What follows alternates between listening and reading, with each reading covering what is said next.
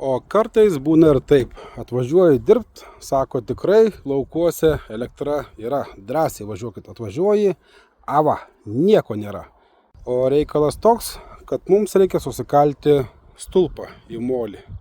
Galima kuvaldą, žinoma, galima, bet yra elektrinė kuvalda. Elektros problemą išspręsim tokiu būdu. Anker gamintojo elektros stotelė. Pirmiausia, mes jį įsijungiam. Dar baterijos užteks. Imame laidą, pasijungiam ir pirmiausia pažiūrim, ar viskas veikia.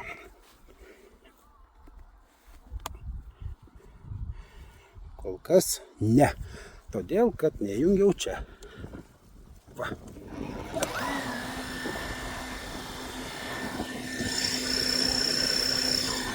Pradžia buvo net 3 kW. Išsijungiam, dar kad pasileidžiam. Viskas veikia. Ką, bandom kalt. Pradžią sukalsiu galbūt be kameros. Saugumas svarbiausiai. O paskui pažiūrėsim, kaip liks jau mažiau, kaip čia mums sekasi. Na, o mūsų planas toks. Štai, belieka įjungt.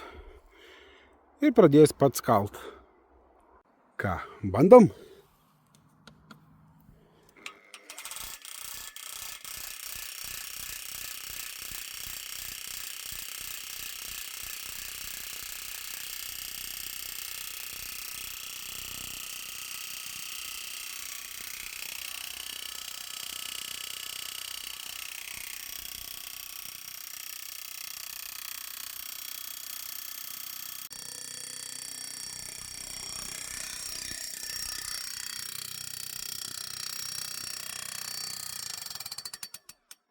Na va, daryti nieko nereikėjo, pastovėjom šalia, nepaisant, kad elektros nėra, ankeris viską išgelbėjo.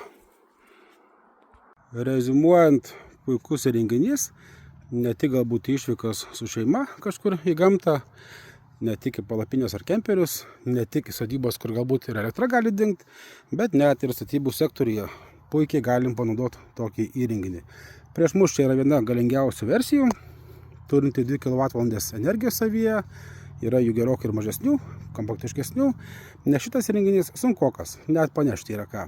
Taip kad ar mažiem poreikiam, ar dėliem poreikiams, ankeris yra tikrai sprendimas liuks.